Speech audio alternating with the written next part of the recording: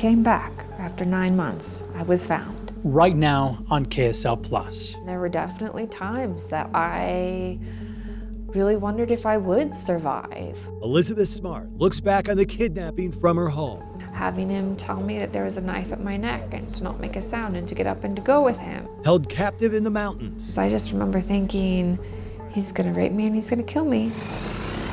Only to be found 9 months later. It was just people being aware ultimately that brought me home. A horrific experience she now uses to help others. There's an opportunity for me to make a difference, and it's not just an opportunity, it feels more like a responsibility.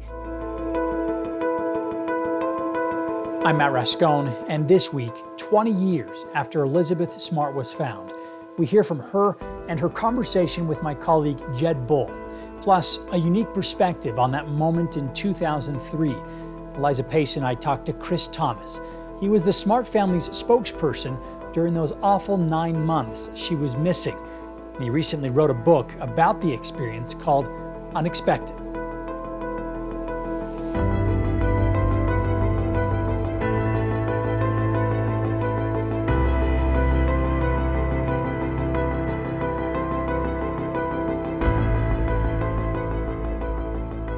I want to start with the thoughts, the feelings, the emotions that come to you when this time of year comes around.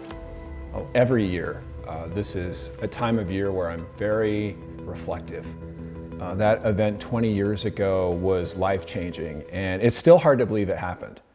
At the same time, I'm always kind of, what were the lessons learned? What's happened since? What did we learn then? Have we applied that? Have we not applied that? It's something I've been thinking a lot about for the last 20 years. So talk about how an experience like that, lasts this long, where every year it's sort of brought back. Matt, we got involved as volunteers initially. We thought this would take a few days. She'd be found, there'd be a party, and we'd go back to our day jobs. It's incredible we're talking about it 20 years later. And the impact that Elizabeth's had, both here locally, but also nationally, and the connection people feel to her. I mean, that time while she was missing, it's as though she became part of our extended family. We all looked at her as a sister, a cousin, a daughter. And we still feel that way today to a degree. And I think there's such love and admiration for what her family did while she was missing, and for what she's doing today, carrying on that legacy of taking something very tragic and making it something very positive. I think that resonates with us, but it is a real phenomenon that this story is something that we're still talking about in great detail 20 years later. 20 years ago this week, Elizabeth Smart was rescued on the streets of Sandy by alert Utahns. Her discovery brought an end to 9 months of horrors that she endured at the hands of their captors. News specialist Jed Bull. Did you always keep hope alive that there would be a rescue? Did you think that there was a search? Did you know that there was a search going on, or suspect that there was a search going on? Initially, I did know there was a search going on because my captors would bring back flyers, missing posters, and newspaper articles about the search effort. I was not aware of how big the search was. I didn't know how long it went on for. And there were definitely times that I really wondered if I would survive. Things just seemed so dismal and so frankly difficult, impossible, that I honestly didn't know if I would survive. But then I'd wake up the next day and I knew that I wasn't going to give up personally, and I wanted to go home. And I had come to the realization early on that, I might not ever get a chance to escape or be rescued until my captors die. That could be, 30 years from now. And could I survive 30 years? In all actuality, I don't know. But as a 14-year-old kid in that situation, I kept on telling myself that if it took waiting 30 years to be rescued, then I was going to wait 30 years. What enabled you to keep that hope alive? What was your source of that resiliency? I mean, it was my family. It was believing that they'd still love me, they still wanted me back, and that they'd still be there for me. And you sort of became the spokesperson for the family during that time. Talk about how that ended up that way. Sure. So Elizabeth's cousin, Sierra Smart, who was a senior at the University of Utah, started an internship with my firm 2 weeks before Elizabeth was abducted. And we also had some other connections to the family. It was almost like the group of people I was working with, like we were destined to do this. And so we initially volunteered. We had about 8 people working full time in those first few weeks. And then the other people in my office went back to save our clients. And I stayed with the family on basically a 9.5-month sabbatical. And it started out initially just managing the crush of media.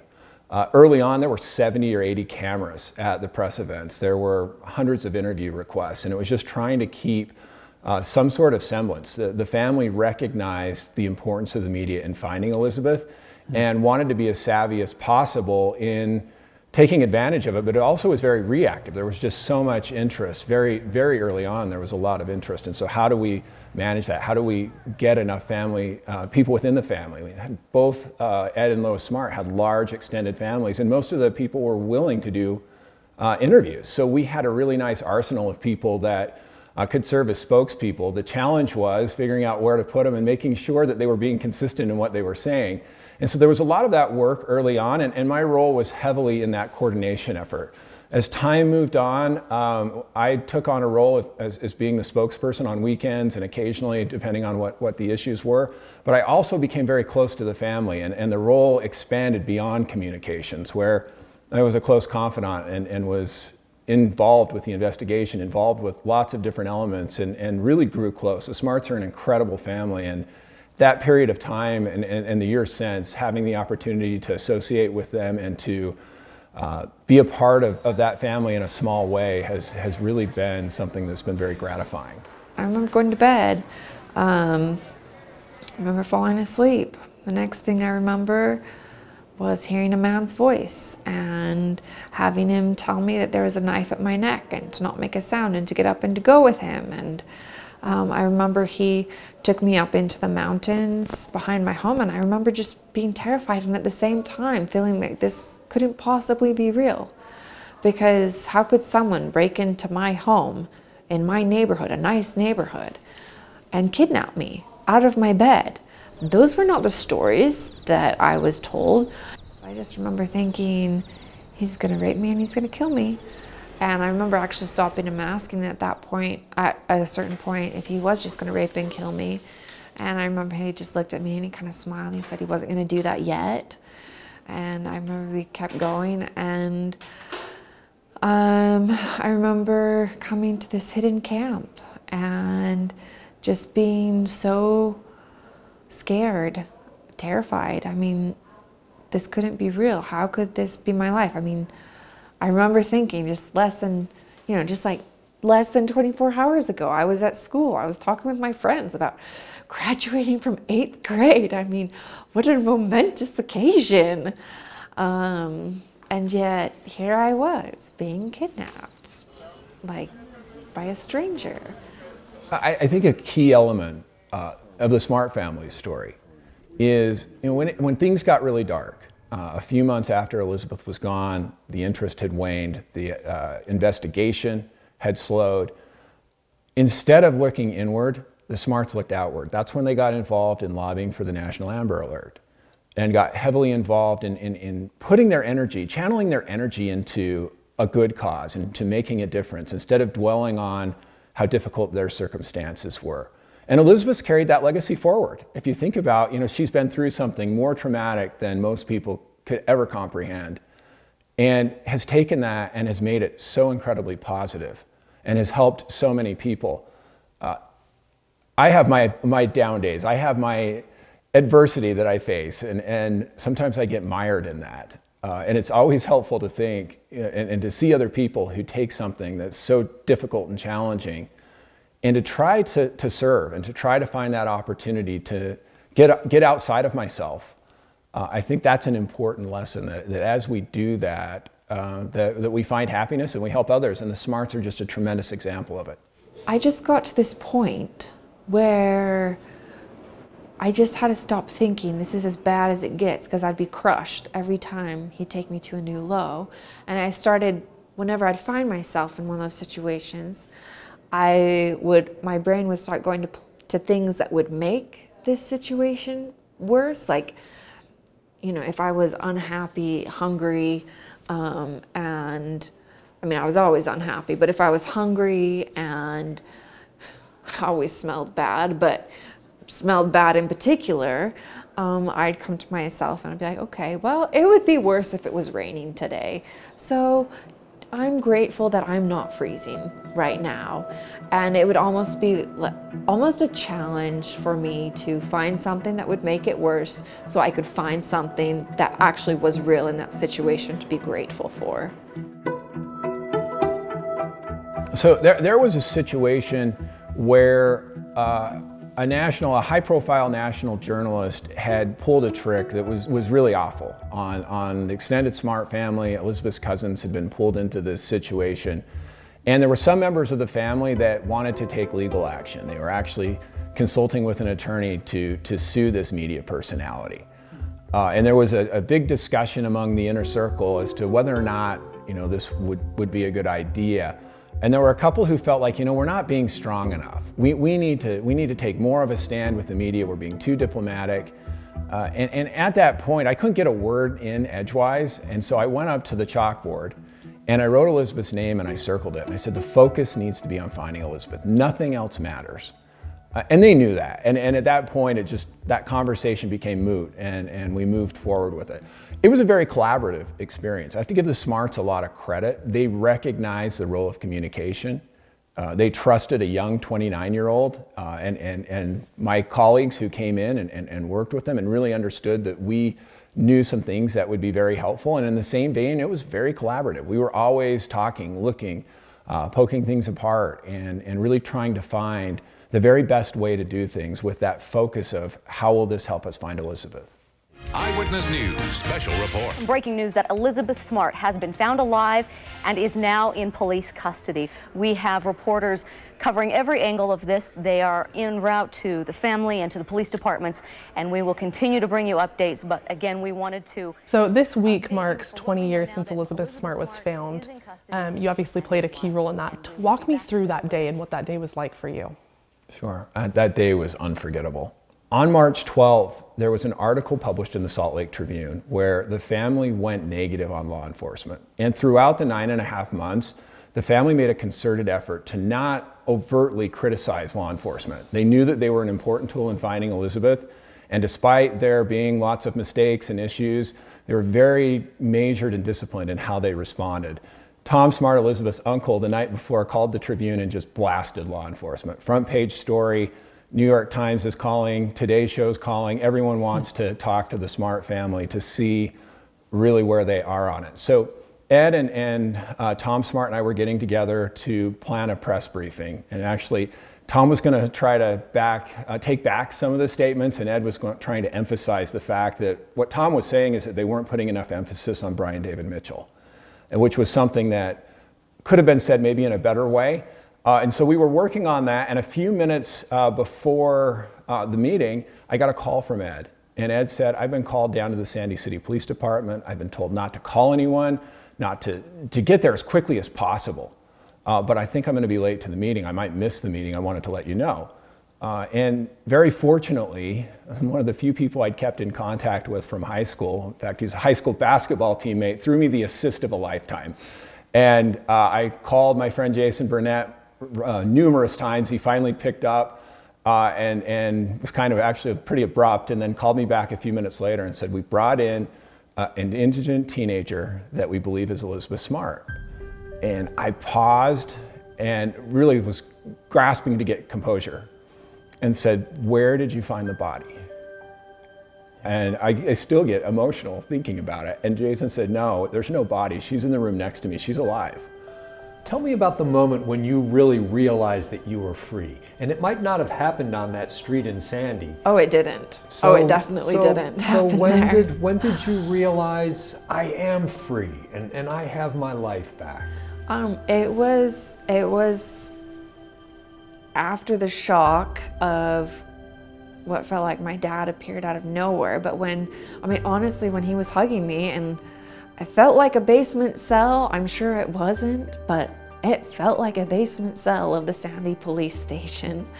But when he was in there hugging me, because I didn't know what was gonna happen. I mean, I didn't know if I was in trouble. I didn't know what was gonna happen next, but I knew that no matter what did happen, was that my dad was there and he was gonna do everything he could to always protect me, and he wasn't gonna let anyone hurt me the way that these two people had hurt me the last 9 months. And that was everything. We have been praying and hoping and lighting candles and never giving up, and I cannot tell you what this means to this neighborhood, this city, for a generation. She was actually there, you know, it was amazing. I mean, to think that, you know, I saw these 3 people and one of them was Elizabeth. I'm just so happy for her and her family. I'm such shock. I'm so happy. This is the most amazing miracle. I will never witness another miracle like this in my life. I'm here to celebrate. I'm here to thank everyone. And I'm just so very grateful. That day was just surreal. A lot of other things happened. I saw Elizabeth at the police station several times, but it just there wasn't an appropriate moment to introduce myself. And so I stayed in the background as well. Here's this person who had been in captivity, you know, just 12 hours earlier, or a few hours earlier initially. And it just didn't seem right to like, hey, I'm, you know, an extended member of your family now, or something like that. And so I stayed back, but that night, because we were getting so many calls in the evening that we could no longer communicate via phone, I went up to the house to strategize for the media the next day. And as I was getting up to the porch, I saw each of the Smart children in satin pajamas standing on the steps behind Ed and Lois. It was almost like it was out of a Rockwell painting. And I had faith that this family would be together again at some point. I just didn't know it would be, you know, at that time or in mortality. It was such a touching thing to see. But as I got closer to the porch, Elizabeth gave this look like, who is this? You know, how did this guy get through 2 police checks to get up to our door? And Ed fortunately saw it and he said, Elizabeth, you don't know who this is? And she said, no, Dad, I don't. I said, this is Chris. I consider him a brother. You should too. And I just sobbed. I just turned. She said she doesn't remember me sobbing, but I turned and I absolutely just lost it. And one of the happiest moments of my life that day. And I just, you know, it's every year when it comes around, those feelings reemerge, and remembering that day and the miracles and seeing everything that family had been through. They had been through so much. They were so courageous. They did everything they could to find her and to put their faith out there. And in the end, there was this tremendous miracle. And seeing that come to fruition was indescribable. At a minimum, it was life-changing. So after Elizabeth was found, you kind of got to see firsthand those interactions with her family. What was that like? Yeah, so I was in the elevator when she came down from the police station to go to Primary Children's Hospital and then home. And this was shortly after she'd been reunited with her siblings. And so they were still kind of talking and becoming reacquainted. And she and her brother Andrew started talking smack back and forth about grades.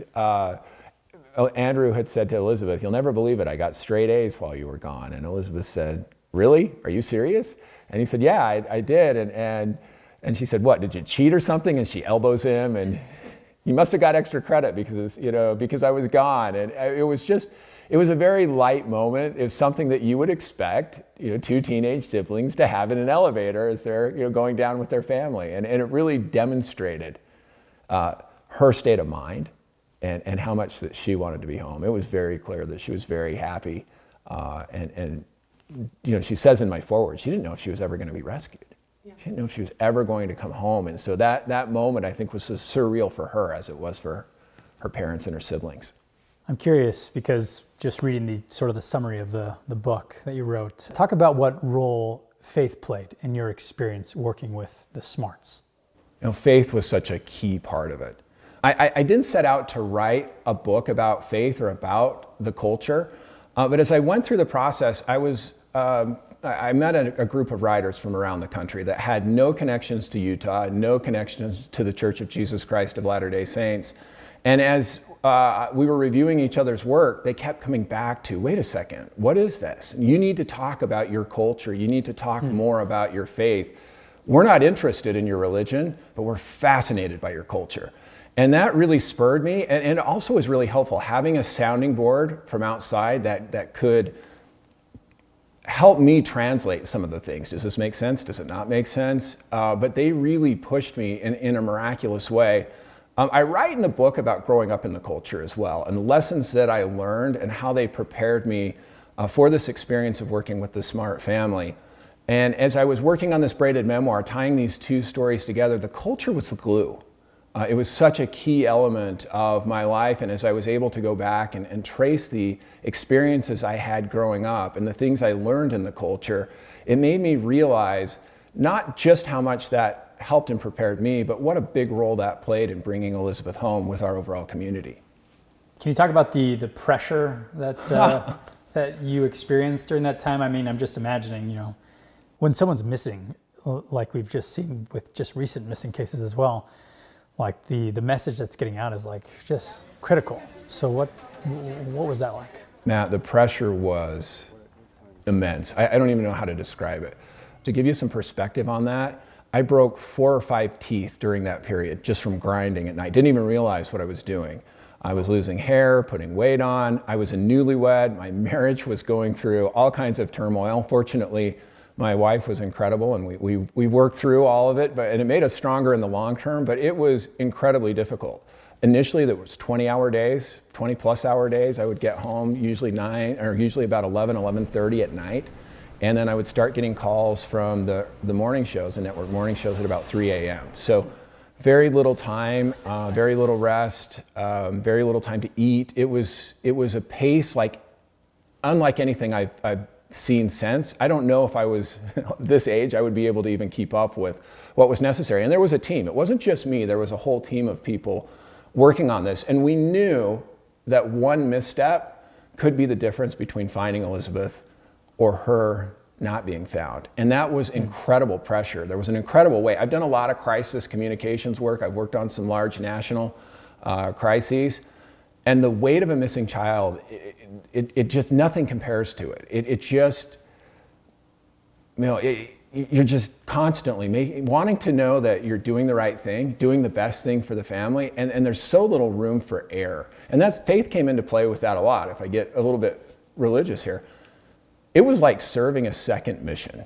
You know, as missionaries, those who have served missionaries for the Church of Jesus Christ of Latter-day Saints, they know that they get out wherever they are in the mission field, and it's incredible. There's so much pressure, and it's so over their head. And I found as a missionary, I was constantly saying silent prayers. Help me to know what to do. Help me to know where to go. And that was constant with the Smart case. I was young. I was 29 years old. It was way above my head, way above the heads of the group that we were working with. And we really relied on the Spirit to know what direction to go and what to do. And really we're led. We really were instruments.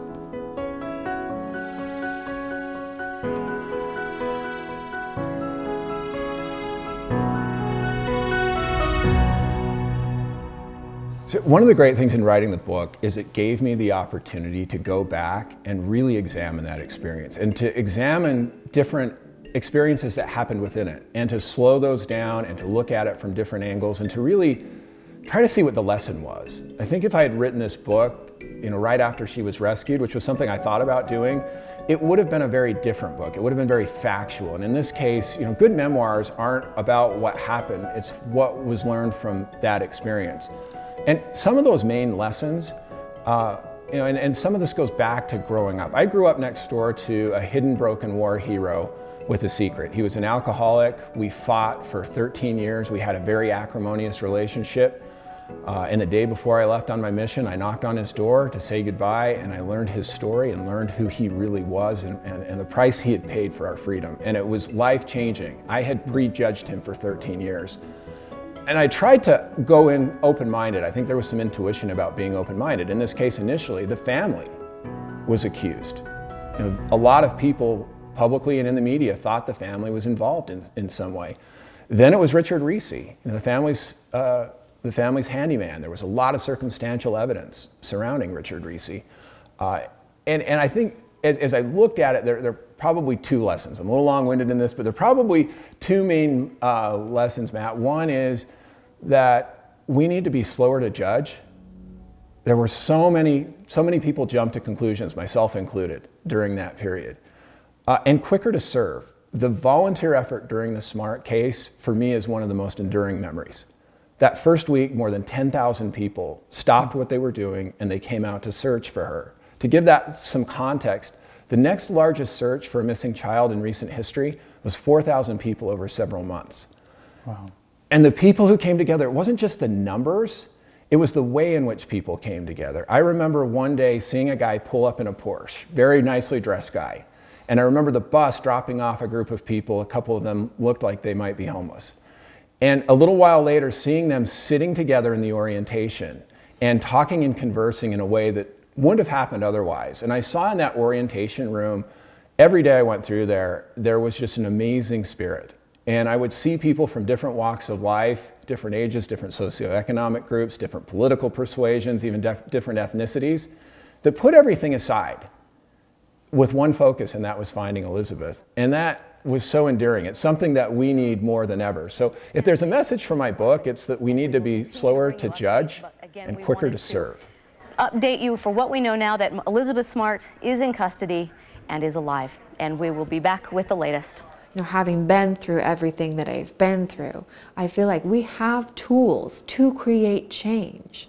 We have education that can help, you know, lead to prevention of these crimes. I mean, not 100%, but enough that we really could see numbers start to change. And it isn't enough just to be like, oh, okay, well, here's $100, or, you know, oh, like, oh, that's okay, like, that's great, good for those people. Like, the way I would have been is not enough, because we have so much today to really make a difference and to really see a shift in the statistics and the culture and everything. Because unfortunately, you know, these crimes, they are so common. Every 68 seconds a person is sexually abused. Every 9 minutes that person is a child. You know, 25% of undergrad female students have a completed rape happen to them. I mean, a forcible rape completed. You know, you're more likely as a female student, you're twice as likely to be raped, 2 times more likely than you are to be robbed. Like, it's terrible. It's like, the numbers are so high that it's just, it's heartbreaking and shocking that, like, this has really not been more of a focus as a society. You did something really big with what happened to you in this incident. You could have walked away or kind of receded into a quiet life, right? Mm. And maybe never even been recognized again as a redhead in the mall or something, right? But you decided to do something important with this. Why did that matter to you? Why was that part of who you are?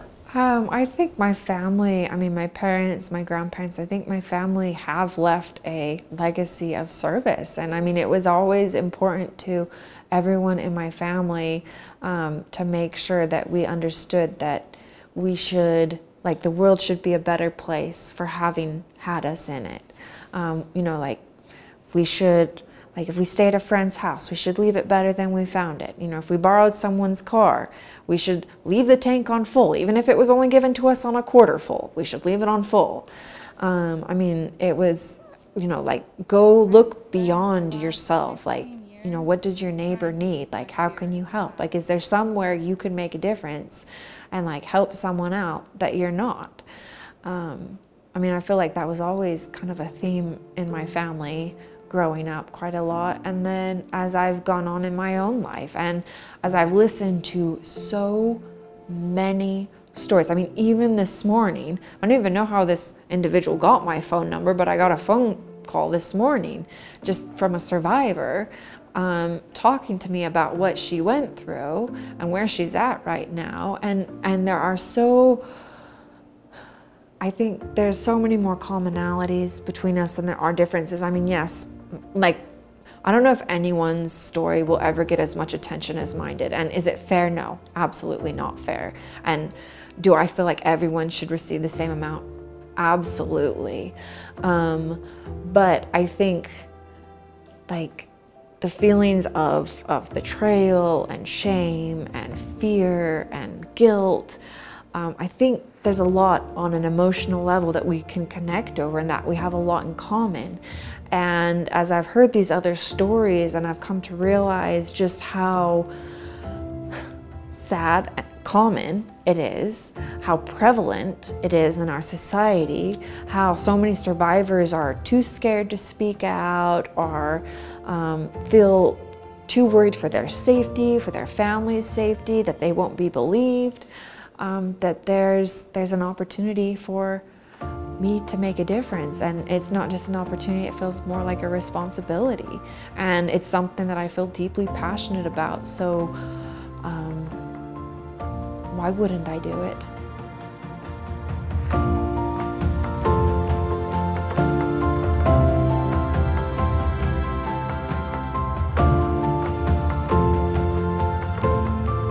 Elizabeth Smart's important work, of course, continues through her foundation. That does it for us this week on KSL Plus. I'm Matt Rascone. We'll see you again next week.